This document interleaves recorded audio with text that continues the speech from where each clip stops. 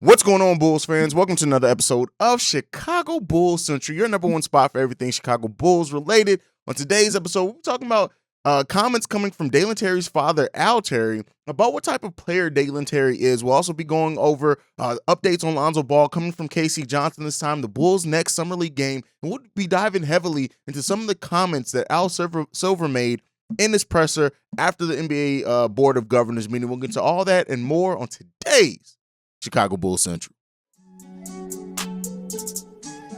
You are now tuned in to Chicago Bulls Central, your number one place for all Chicago Bulls news and content.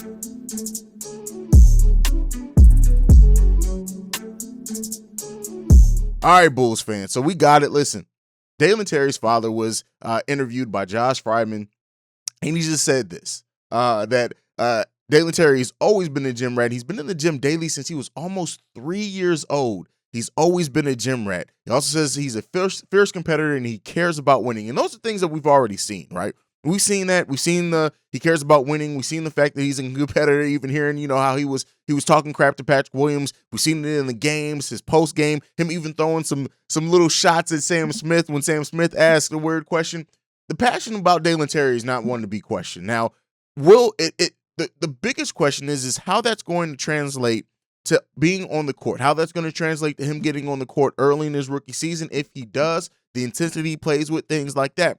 Because if Dalen Terry is able to get minutes on the Chicago Bulls team, it's going to really change the rotation of the bench as a whole. And the reason why I say that, we're going to come in and I'm going to have to eat some crow a little bit here on something that I said in yesterday's episode. We talked about Goran Dragic and his wanting or saying that he was guaranteed 20 to 25 minutes to come off the bench. Actually did a little bit more research on that. So it seems like originally it was in a foreign interview in which he said that with the Mavericks he wanted 20 to 25 minutes and they didn't offer that, and that played a part in him not going there. And then it seems like speculation came from that, and other articles then took that quote and turned it into meaning that the Bulls have guaranteed him 20 to 25 minutes. Now, he very well may get that. And in our next topic, we'll actually talk about some things of how Goran Dragic may get a lot of minutes for this team early on. But Dalen Terry being ready to go, right? Dalen Terry having that one skill that kind of like what got Io minutes initially. It was his defensive intensity. And it may not be the defensive intensity with Dalen Terry, but I mean, just the fact of being a competitor, playing with a lot of energy, that may get him minutes early in his NBA career. It's really we're waiting to see, right? One thing that we're seeing with Dalen Terry, even heard it from AK in his comments when he was interviewed on NBA TV, is that Dalen Terry can play multiple positions. AK said 1 through 4. I think he's going to come in the NBA, be able to play 1 through 3 right away. We'll see how he's able to add to his body and play that 4 position. It's a very small ball 4, but we'll see with that. But if Dalen Terry can do that and can get minutes early and play smart, one thing that we're seeing with Dalen Terry as well, his court vision's there. He has really great court vision. He can get to the line. That energy helps him get to the free throw line. If that's a skill that he can develop and use early into his NBA career, we could be seeing Dalen Terry get a lot of minutes initially in his rookie season in the NBA. But outside of that, I hear the comments from Dalen Terry, Dalen Terry's dad. I hear the comments from Velius Jones, and I covered that over on Chicago Bears Central, of him saying his age isn't going to stop him from getting past people and being faster than them and scoring touchdowns. And I just look at the rookie class that we have in Chicago right now, right?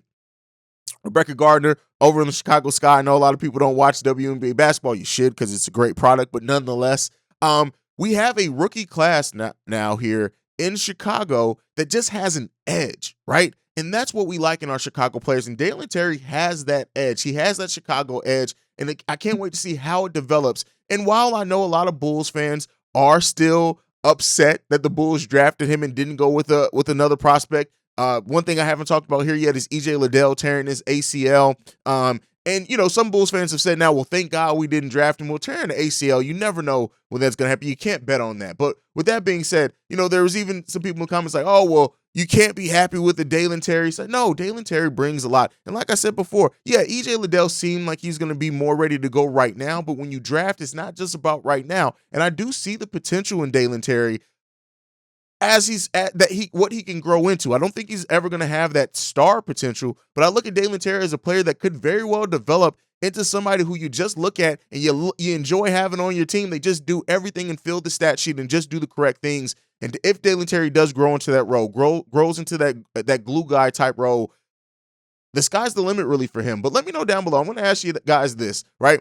How many minutes do you think Dalen Terry is going to average in his rookie season in the NBA? I'll probably also put that on the community tab. So let me know what you guys think about that one down below. But let's go ahead and move on. Now, we did get comments from Casey Johnson on Unfiltered, and it was this. By their words and their actions, they being the Chicago Bulls, are preparing for the potential of Lonzo not being ready for training camp. And unfortunately, that's just the reality of it, right? We had that quote from Sam Smith in which he asked Lonzo about his injury. Lonzo smirked and walked away. And I really did hope that was going to be something positive for Lonzo Ball. That was going to mean, hey, he's more than likely going to be ready by training camp. Now, it does not seem like that's going to be the case by everything that we've gotten basically since then, from AK, from Billy Donovan, now from this.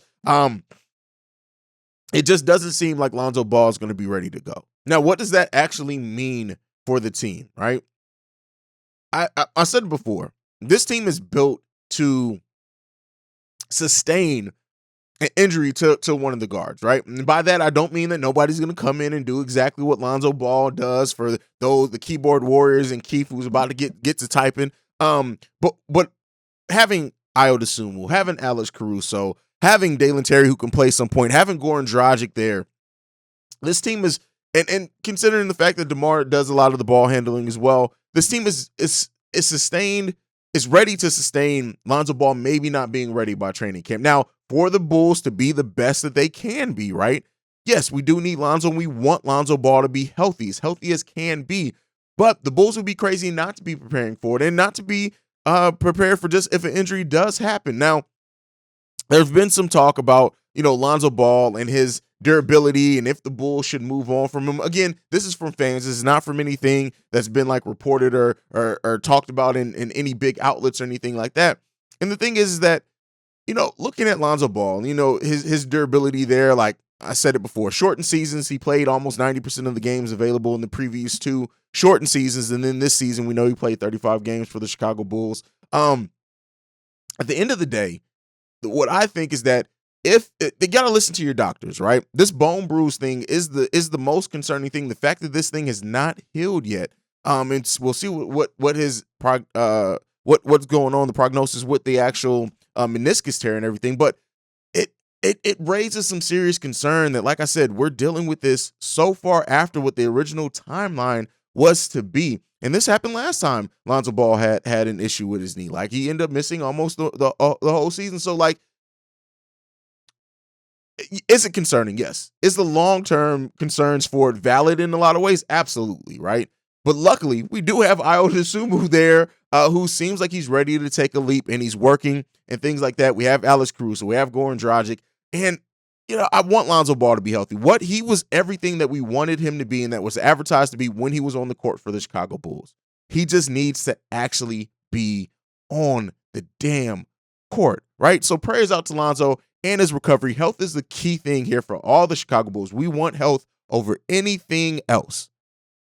But that health hopefully can come so we can see what this team can be when they're at their best, when they're at their most healthy. We can see what this full roster looks like. And hopefully, we still got a little while until training camp opens. Hopefully in that amount of time, we get Lonzo Ball back and ready to go, man. It's been so long since that original injury happened that it definitely is concerning. Definitely is concerning. But let me know down below. What do you think that Lonzo Ball is going to be ready by training camp? Let me know that down below. But let's go ahead and get into the last Bulls topic that we have for today. Then we're going to get into some general NBA news. But the Bulls play the Charlotte Hornets in Summer League today. For those that like them, you get to see Jello Ball. You get to see Mark Williams. So we get to see our lineup coming up against those guys. These are guys that, Mark Williams is a guy that I wanted the Bulls to be able to select. A lot of Bulls fans wanted that as well.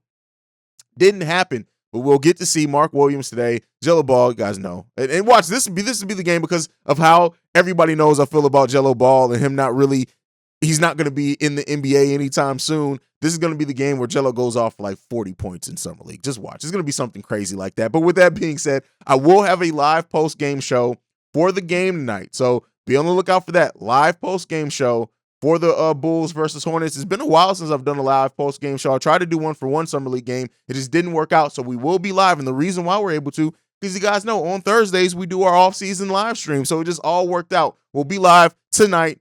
Bulls versus Hornets Summer League game tonight, so be here to be in tune with us for that. But let's go ahead and get into some of the comments that Adam Silver made after the Board of Governors meeting. And this is the first one that I'm going to go into. This one is actually about Kevin Durant and in regards to players asking for trades early into their contract extensions. And keep in mind, Kevin Durant technically has not been paid per his contract extension at all, not a dime from that yet, right? That will start this season, but let's go ahead and get into it.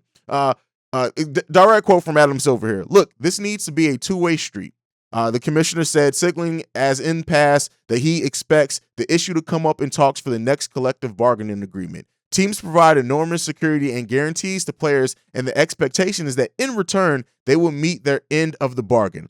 I'm realistic that there's always conversations that are going to be had behind closed doors, but we don't like to see players requesting trades, and we don't like to see it playing out the way it is. And this is after he's asked about Kevin Durant and about the player empowerment. Now, we are in a time in the league where the players have the most power possible, and we've seen that by like James Harden requesting a trade from the Rockets, getting trade to the Nets, then requesting another trade that ended up sending him from the Nets to the Philadelphia 76ers. We're seeing a lot of player movement, players that are on big contracts, and I think like the whole idea of the Supermax was originally stated for teams to keep be able to keep their players and be incentivized for teams to stay with the teams that drafted them. But by everything that we're seeing at this point, like, yes, there is a lot of player movement. There's a lot of players requesting trades when they're under contract and things like that. The thing that I'm gonna say on this is that while, yes, player empowerment in almost all leagues is at a rise, right? And more so in the NBA, I think, than any other sport.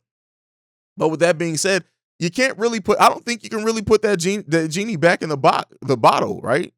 The Jack back in the box, whatever phrase that I'm looking for. You know what I'm trying to say. But the issue with it is that it really causes such a dynamic switch in the league, right? It really causes a huge swing in things like that. When you have a player of Kevin Durant's stature that hasn't really he signed a contract extension, hasn't gotten paid for that contract extension yet, and he's already requesting a trade. But what can you really do? If a player doesn't want to be on the team, it is their right to request a trade. Like, there's nothing really you can do about that. Are you going to add more incentives for players to stay with their team? Are you going to add a kicker in if a player stays with the team over a certain amount of years? What can you really do? What can the league really do in the next collective bargaining agreement to try to keep players on their teams? There's only so much you can do unless you're going to completely backtrack to where teams basically own players. And guess what? You're never going to get to that again. So, it's interesting to see, and, it's good that they're monitoring it, but there's really only so much that you can do for it, in my opinion. We'll see what the NBA and the Players Union comes up with, but at the end of the day, I really don't think much is going to come out of it. Teams need to do better at building better teams around great players, period. If you want to keep your players, guess what? You go out there and you build better teams around them to where they want to stay around because they're competing, because they're working their way towards championships, because they feel heard. Things like that's really all you can do. So while they're looking at what the players can do, I wonder how much of this type thing is going to be placed on ownership of teams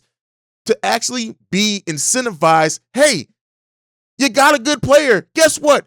Build around them. Put a championship contender around them. And if you can't do that, put better people in the front office who can build better teams, right? And I know some people are going to say that about the Bulls, especially considering, where we are with the luxury tax and the fact that, a lot of Bulls fans don't think the Bulls did enough in improving the roster this offseason. But when it all boils down to it, yeah, okay, you're tired of players requesting trades. Make the owners have more ownership over building better teams, right?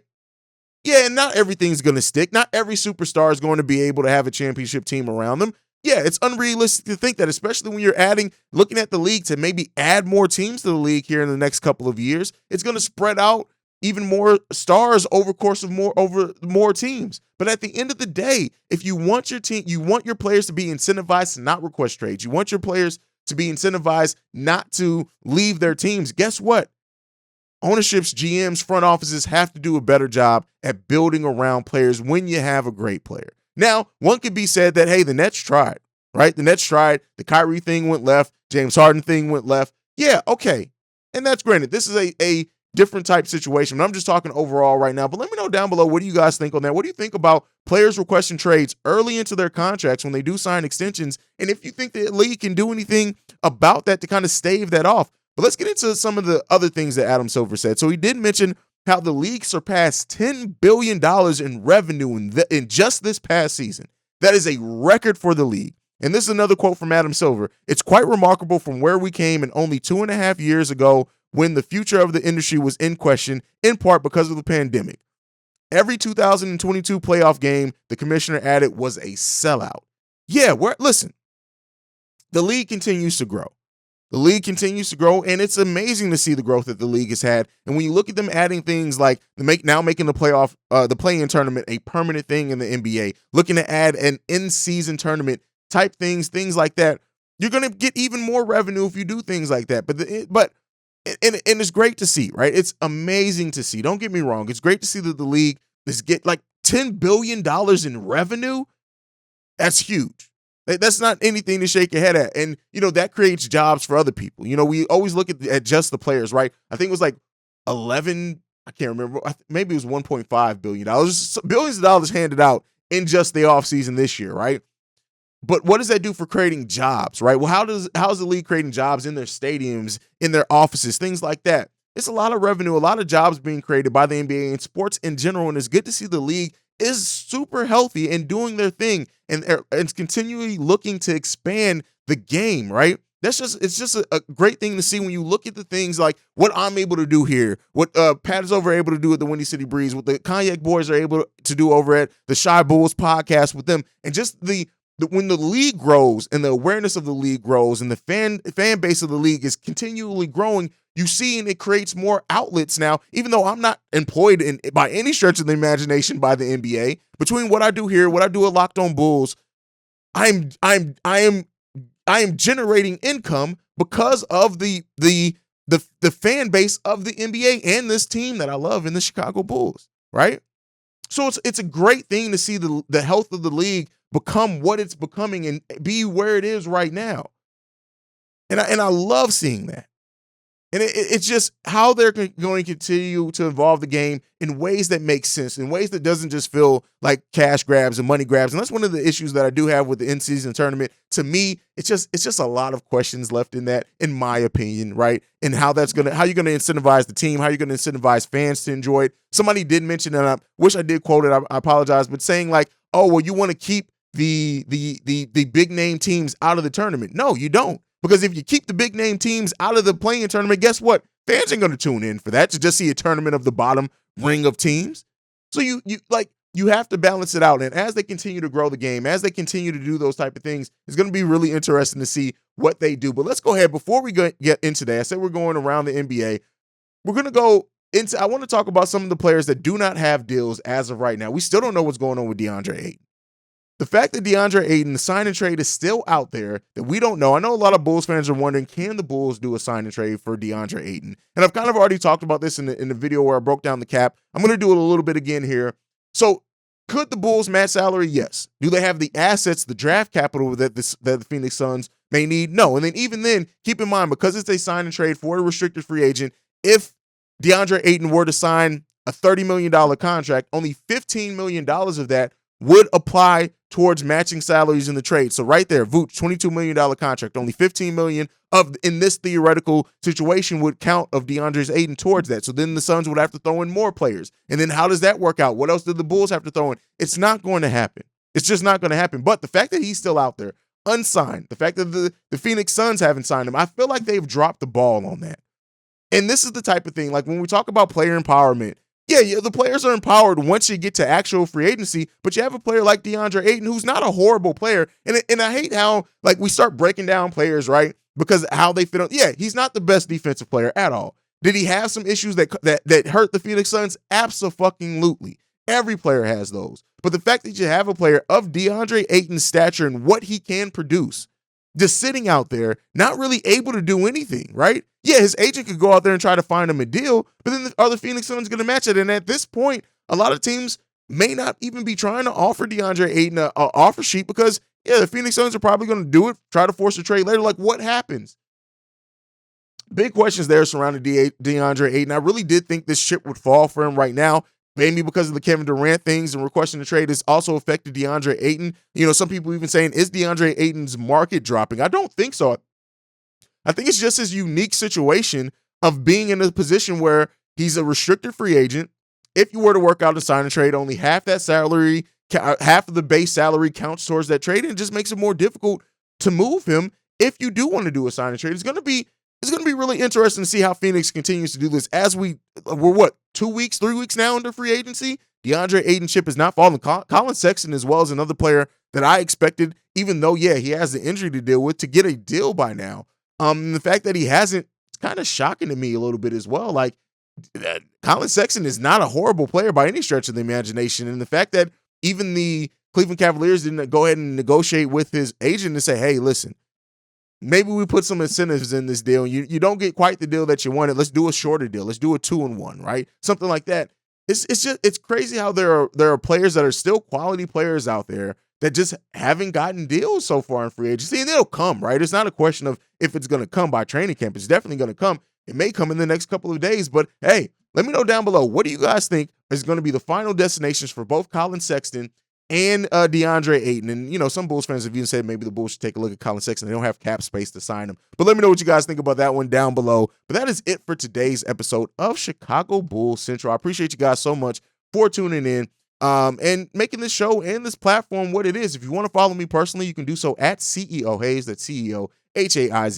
If you want to follow the show, you can do so at Bull Central Pod. If you want to send us any feedback, questions, comments, concerns, bullcentralpod@gmail.com. And lastly, if you want to leave us a text and a voicemail, the number to do so, 773-270-2799. Can't wait till this Saturday mailbag episode. We got some good voicemails and texts so far. If you want to get yours in, make sure that you do so very shortly. But that is it for me for today. Like I like to end every episode on, go Bulls. Love you guys. Peace and see red, people. This has been a presentation of the Break Media.